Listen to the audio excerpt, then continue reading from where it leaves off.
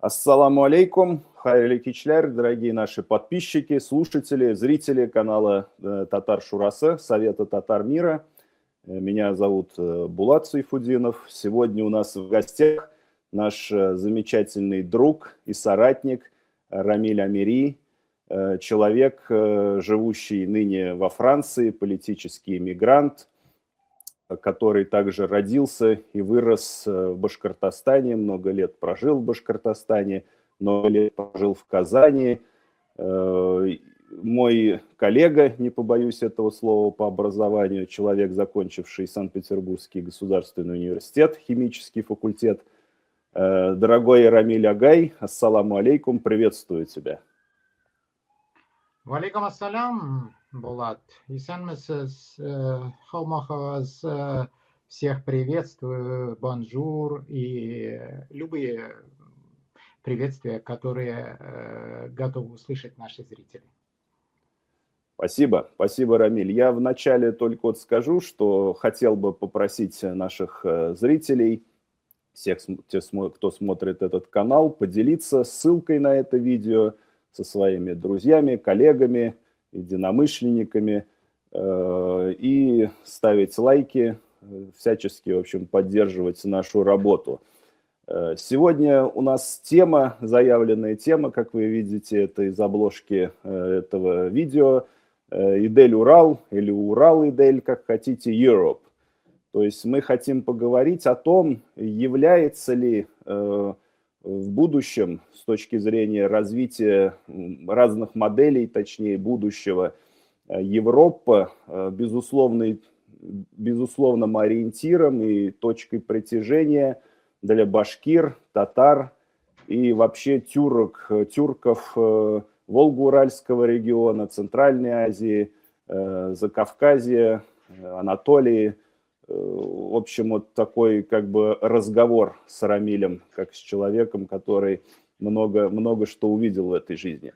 Вот как ты, Рамиль, считаешь, если позволишь на «ты», да, мы с тобой разговариваем же вроде, если ты не против, как ты считаешь, действительно ли все более сужающихся таких реалиях в условиях мирового кризиса, когда, с одной стороны, российская власть проводит политику по созданию единой русской нации, по большому счету ставя цель стирания нашей идентичности, татарской, башкирской идентичности, других народов, когда, с другой стороны, мы видим, с востока подпирает гегемония Китая, который тоже исторически к тюркам относится не особо, так скажем, хорошо.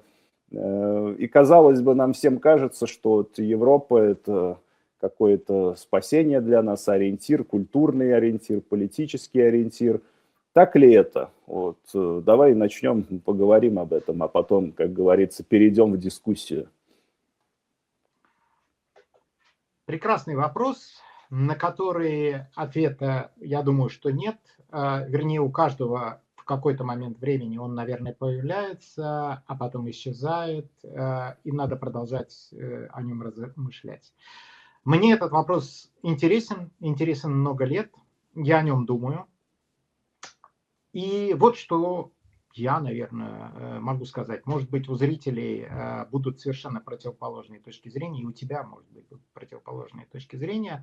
Вообще не стесняйтесь, можете смело сказать мне в лицо все, что вы думаете.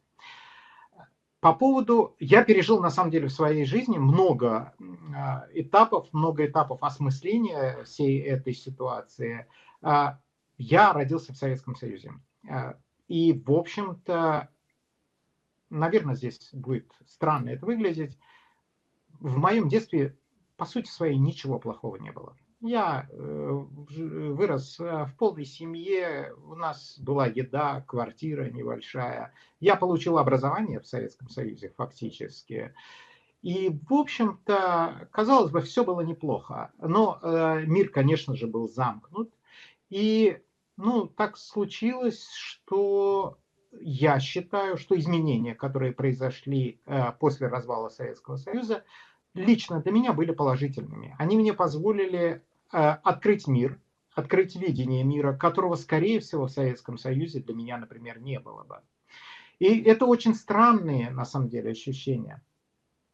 Я вот сейчас, когда ты прям задавал этот вопрос, я не думал об этом Мгм. до вопроса, я вдруг осознал две вещи. Два города, которые меня в свое время поразили, когда я впервые, там, или не совсем впервые оказался за границей, это были Стамбул и Париж. И ты знаешь, прожив большую часть жизни, там, родившись в Башкортостане, я впервые увидел в массовом количестве мусульман, конечно же, в Стамбуле, первый раз просто-напросто, живя на Султанахмете, то есть эти мечети. А второй раз практически сразу же в Париже. Э, То есть это были... И вот эти два города абсолютно не похожих, казалось бы, в неком смысле. А с другой стороны, вот настолько мультикультурных, с перемешанными людьми, живущими по соседству. И это очень сильно контрастировало с тем, что, условно говоря, я мог видеть в маленьком городе в Башкортостане.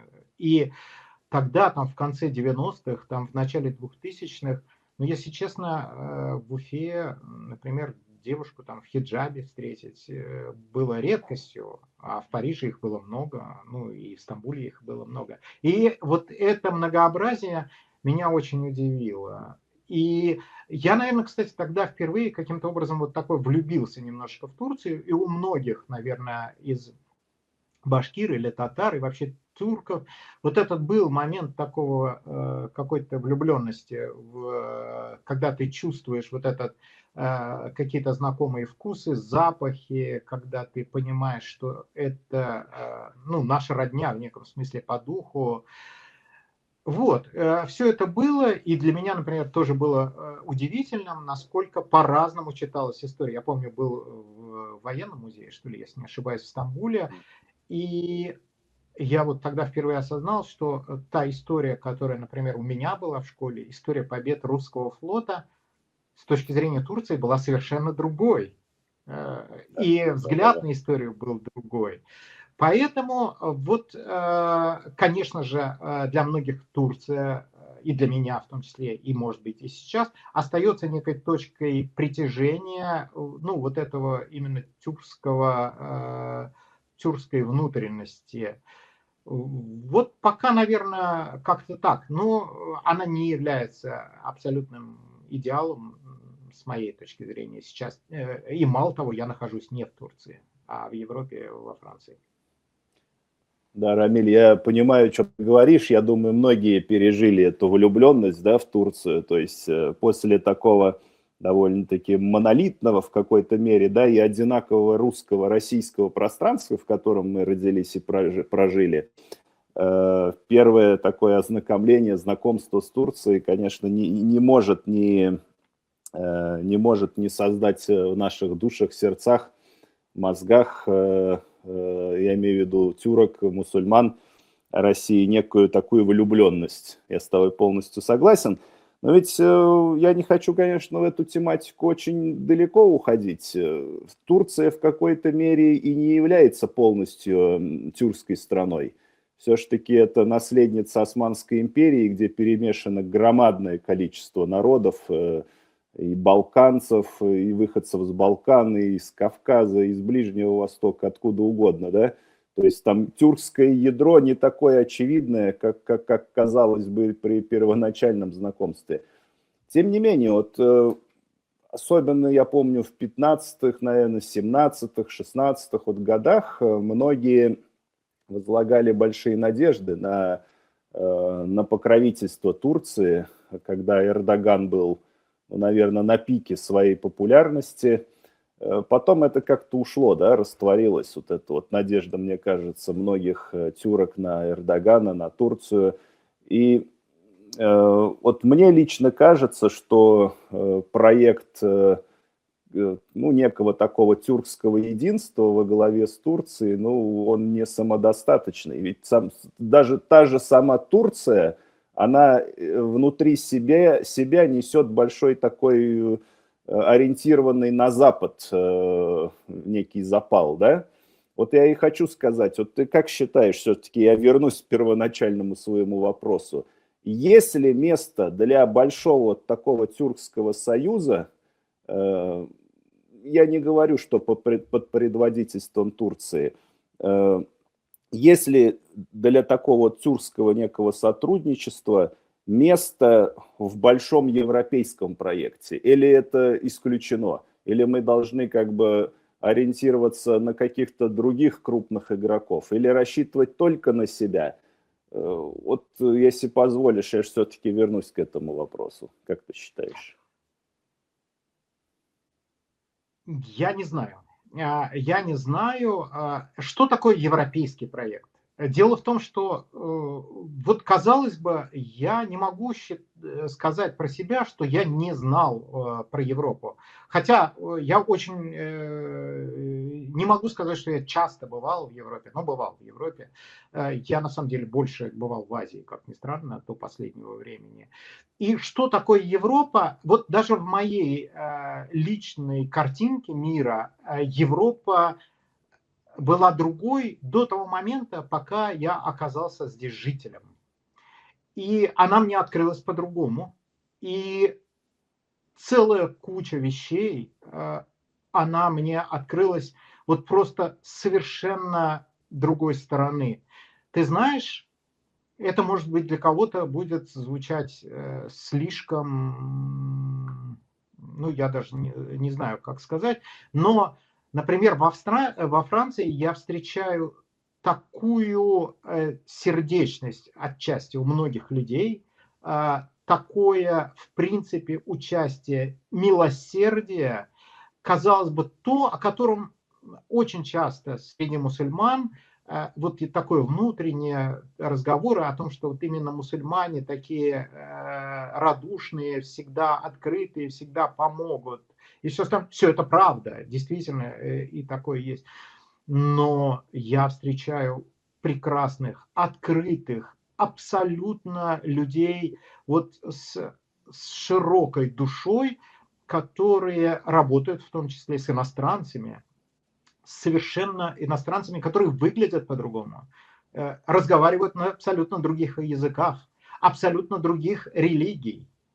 И с этими людьми Европа взаимодействует и принимает их. И поэтому может быть то, что наши понимания, наши ощущения о том, что такое Европа, может быть, они недостаточно полные. И тогда, если мы вот как европейский проект понимаем проект, в котором есть место разным людям, разным мнениям, Европа, которая научилась существовать с разными идеями, разным народом. Если это является европейским проектом, то, возможно, да, тогда да, значит, европейский проект вот в этой гонке цивилизаций и гонке трендов, гонке того, что может предложить человечеству, вполне возможно, он выигрывает. И тогда, значит, и для тюрков, и для нас он является хорошим примером. Возможно. Спасибо. Спасибо, Рамиль. И вот твой ответ, знаешь, навеял еще один вопрос. Ведь по большому счету, особенно во Франции, ну и в Европе в целом, но особенно во Франции, очень сильны такие левые настроения, да, то есть запрос на справедливость, такого левое крыло либерализма, так скажем, очень сильно. Либерализма не в том понимании, в котором привыкли понимать это слово наши соотечественники, в смысле либеральной демократии, да, вот левое крыло либеральной демократии, запрос на справедливость, вот это наследие Великой Французской революции, свобода, равенство, братство там и так далее. Ведь по большому счету среди наших народов когда-то тоже был большой запрос на справедливость, на левую повестку. Но вот последние, наверное, 26, да, может быть, уже даже больше лет, вот эта вся путинская чекистская власть каким-то странным образом смогли переориентировать весь вот российский народ, в частности, наши народы, мне кажется, больше в правый лагерь, да, к человеконенавистничеству какому-то, к мигрантофобии, к еще каким-то вещам. Вот как ты считаешь, насколько еще живы вот эти запросы, точнее жив запрос на левую повестку, на справедливость, на социальную справедливость, на любую справедливость, да, справедливость в самом широком смысле слова среди татар и башкир, среди башкир и татар. Или все-таки вот эта путинская машина уже перемолола наши народы, и мы перешли вот некий Рубикон, точку невозврата, и ситуация уже необратима. Как ты оптимист в этом плане или пессимист? Ты задал просто изумительный вопрос. Дело в том, что, опять-таки, это тот вопрос, который меня очень сильно волнует последнее время. Дело в том, что я практически всю свою жизнь проработал в бизнесе. Бизнес, он правый, и все-таки, когда ты в бизнесе, ты хочешь быть правым, как ни странно. Но я никогда не был правым с точки зрения, там, не знаю, вот этой книги «Атлант расправил плечи», которая, мне кажется, безумная абсолютно с точки зрения того, что только бизнес, а все остальное не важно. Нет, я всегда считал, что здесь тоже должна быть справедливость. Это лично мои убеждения. И здесь, во Франции, я удивился, насколько левая повестка, социалистическая повестка является важной и является важной именно внутри людей. Я не знаю, с чем это связано. У меня нет ответа. Мы, знаешь, с моими близкими задаем иногда себе вопросы. Почему они это делают? Почему они бастуют, защищая свои права? Почему они отказываются работать, не знаю, по 12 часов в день и говорят, что нет, надо в выходной отдыхать, рабочий день не должен быть бесконечным. Здесь очень много левых социалистических партий. Здесь очень сильное левое движение, которое, кстати, занимается в том числе вопросами, связанными с мигрантами, с Палестиной, с той же самой. И эта левая повестка, она очень мощная. Что случилось у нас, я не знаю. Возможно, это разговор вот богатых и бедных. То есть, когда люди, а здесь люди действительно довольно долго живут, в общем-то, в относительно стабильном обществе, когда им не нужно думать о том, что завтра не будет еды, и такого рода вопросы. И знаешь, ну вот есть роман Виктора Гюго, и там ведь описаны события, вот, когда вот эти бедные, отверженные очень сильно страдали. Возможно, что вот французское общество смогло как-то переосмыслить все это и подумать, что нельзя совсем бросать людей на произвол судьбы. Можем ли мы там в Татарстане, в Башкортостане говорить об этом? Наверное, да. Есть ли у нас на это силы? Наверное, да. Опять-таки, ты, наверное, знаешь, ведь в Турции тоже очень многие изменения происходили вот благодаря вот этому объединению, некому там гуманитарному в том числе, когда создавались какие-то сообщества для помощи бедным, для образования бедных. И ну, даже есть вот этот пример вот этого анатолийского бизнес-чуда, когда начали расти маленькие предприятия. Я думаю, что этот вопрос не исчез, но вот в рамках того, что творится последние, не знаю, под 30, наверное, лет, когда кризисы следуют один за другим, людей вот вбивают просто-напросто состояние выживания, у них просто продыха нету.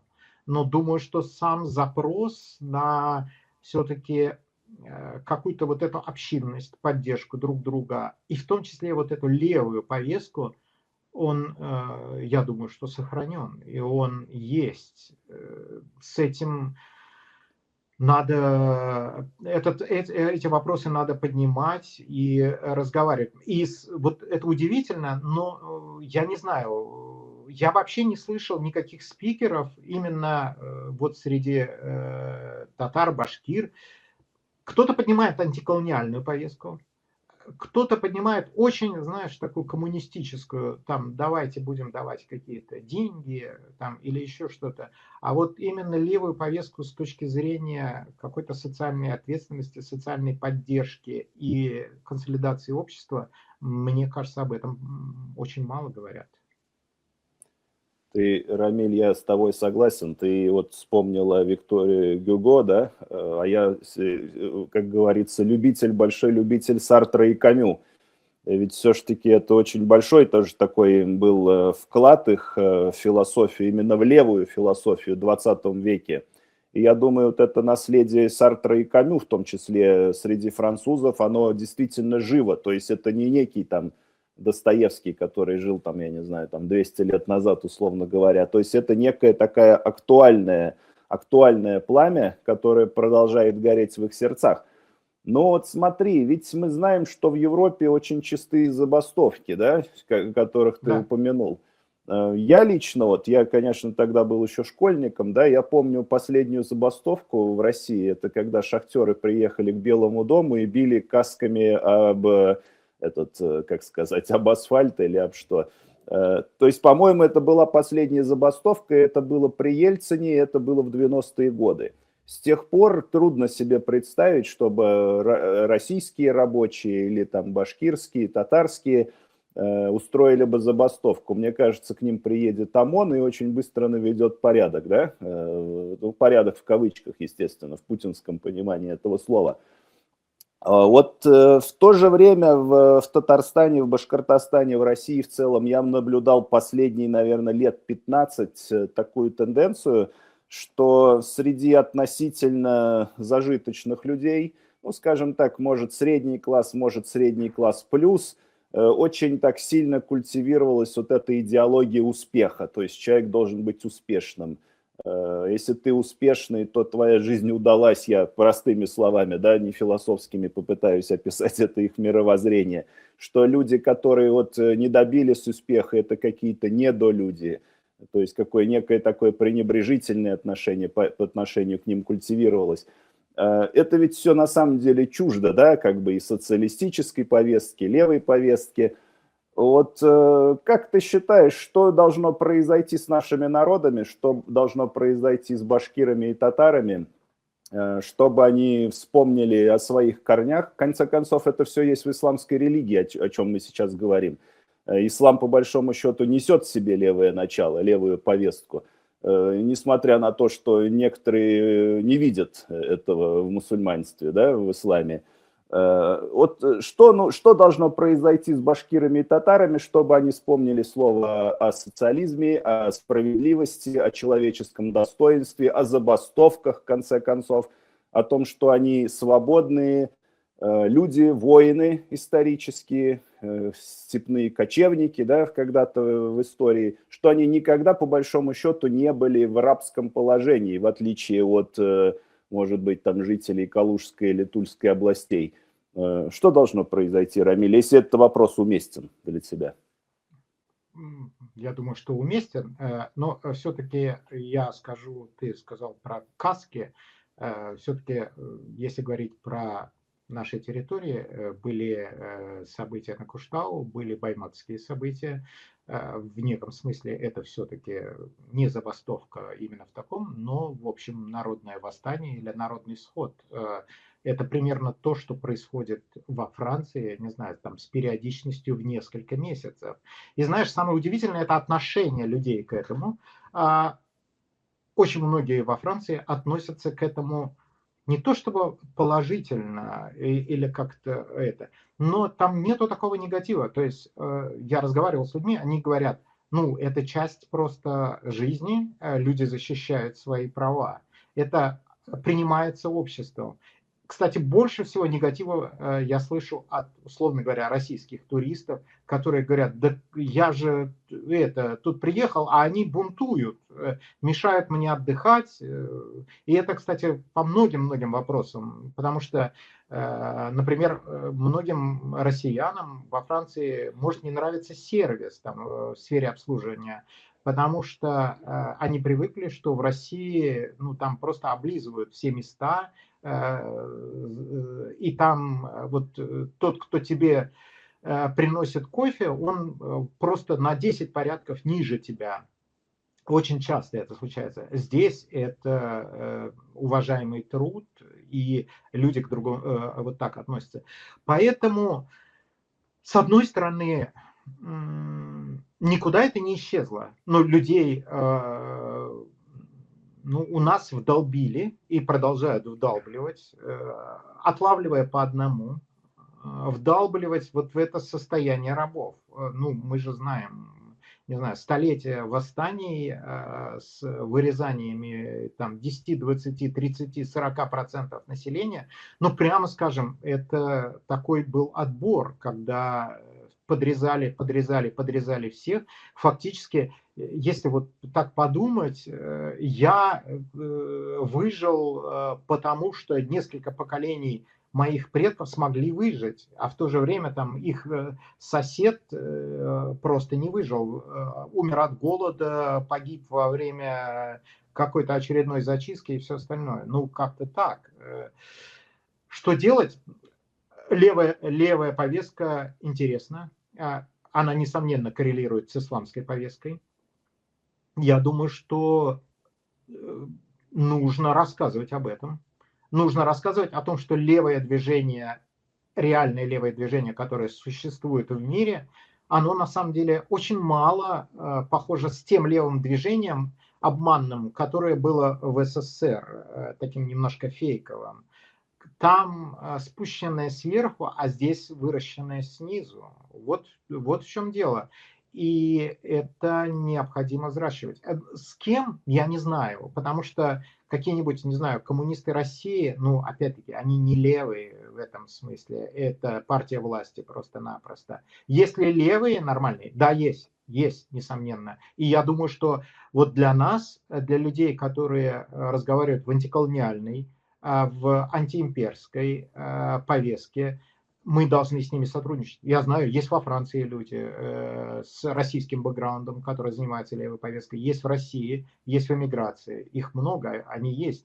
Я думаю, что и сами татары, башкиры, которые находятся в Татарстане, Башкортостане, они должны говорить об этом. Это интересная повестка, она важная повестка.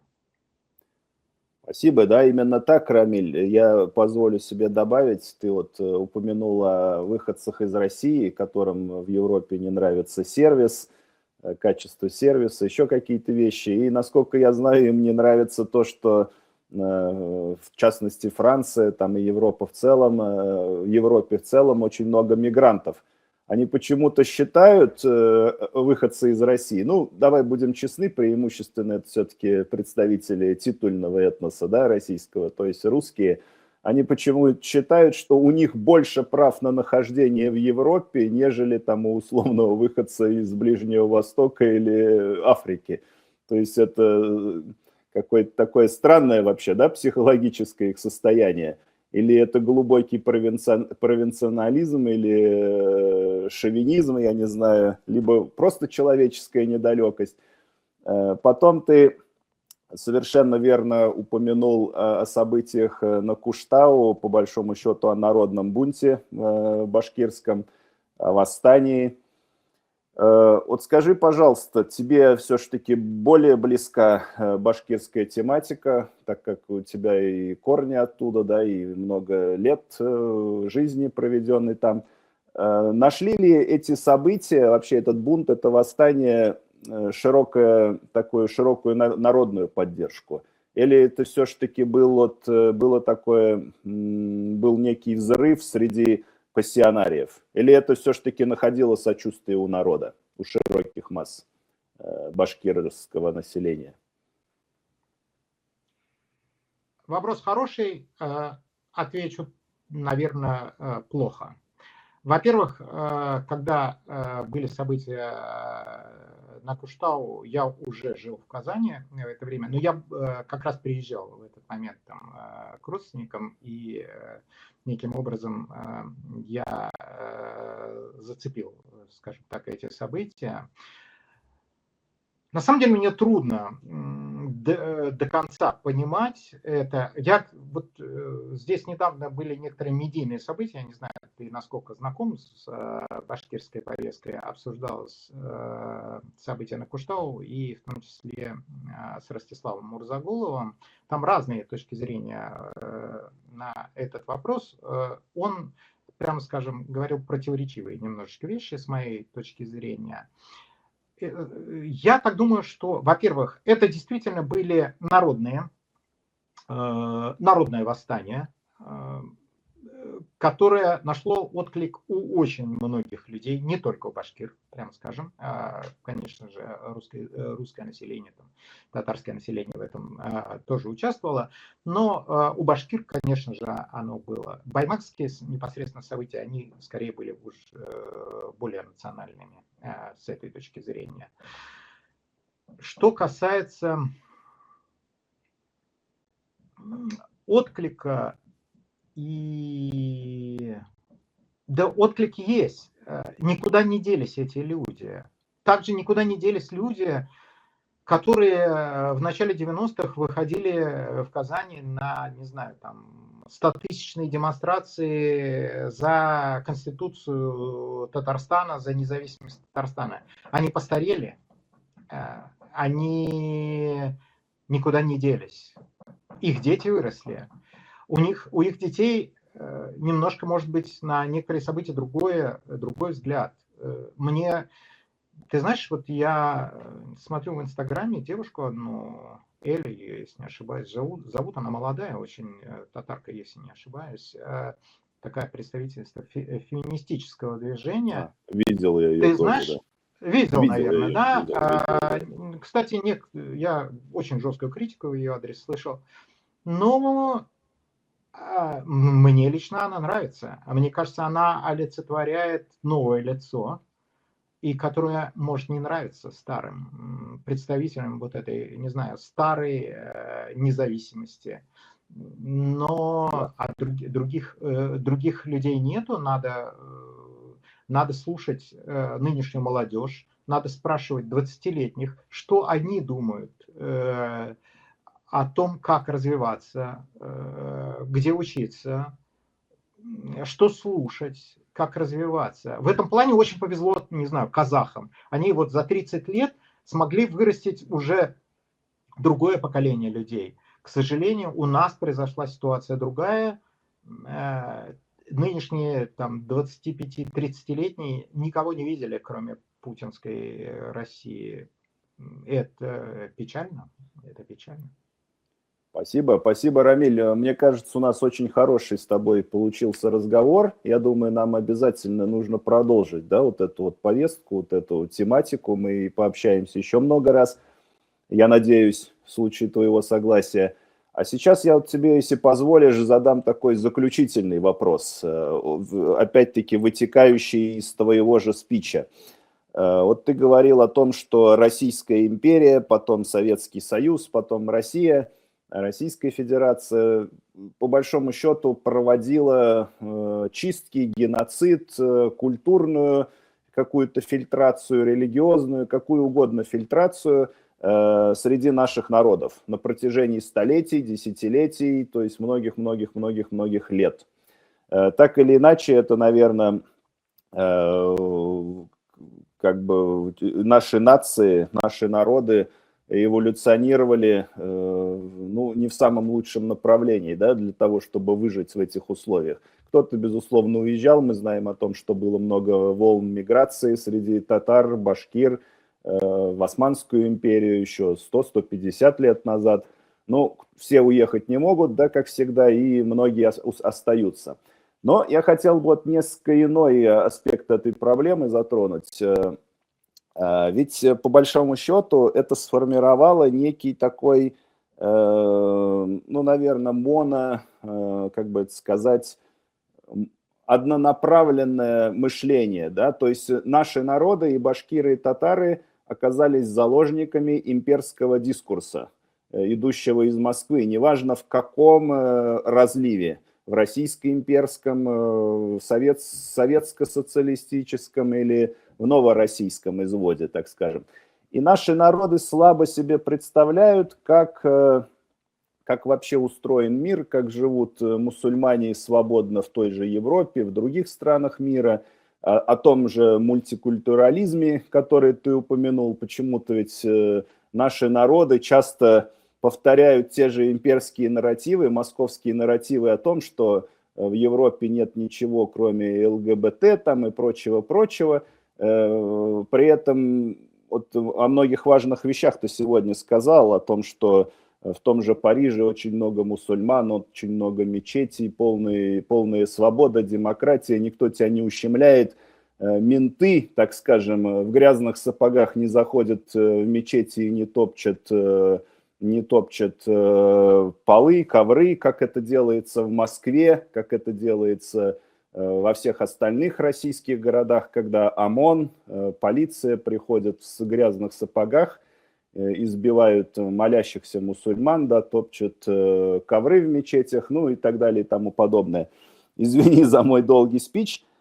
Ведь вот ты сейчас упомянул о молодежи. Они в какой-то мере, наверное, отличаются от поколения там 40 плюс, я не знаю, там 50 плюс. Они выросли в условиях свободного интернета, они, ну, по большому счету, вот, хоть за счет вот этого цифрового пространства, у них чуть-чуть более широкое, наверное, представление о мире, чем условно у наших бабушек-дедушек.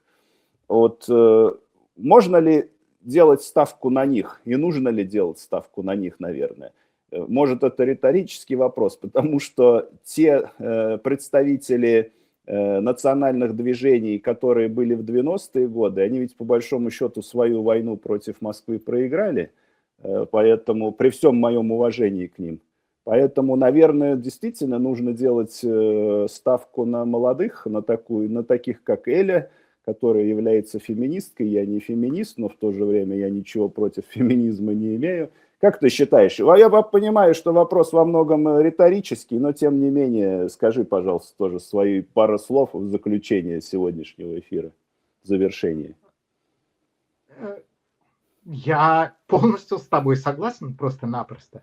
И если вам 20 лет, или 18 лет, или 25 лет, и вы вообще немножечко задумываетесь о том, кто вы, откуда вы произошли, почему мы живем так, или где вы живете, хотите ли вы жить в другом мире, или хотите жить в том мире, в котором вы живете, или хотите увидеть многообразие вот этого человечества, то именно вы будете строить этот мир, не я. Я, во-первых, все-таки, наверное, уже постарел. Мне нравится молодежь, она действительно более свободная. Многим повезло вырасти в условиях доступа к информации. Возможно, сейчас им будет очень больно. Возможно, они захотят пристроиться каким-то образом. Но если в вас есть вот это зачатки свободы, зачатки вот этой страсти, пассионарности, вам нужно разговаривать, вам нужно старикам говорить: нет, вы не правы, вам нужно спорить, вам нужно высказывать свое мнение, потому что я не могу говорить за 20-летних, за 20-летних должны говорить 20-летние. Вот как-то так. Такие мои мысли. Спасибо огромное, Бигзур Рахмет, Рамиль Ай, Рамиль Абзы, за это прекрасное общение. Мне очень понравилось наше общение. Я очень надеюсь, что мы продолжим в ближайшем будущем. Спасибо тебе, спасибо всем нашим слушателям и до встречи. Спасибо. Спасибо слушателям. Обязательно напишите, в чем мы не правы.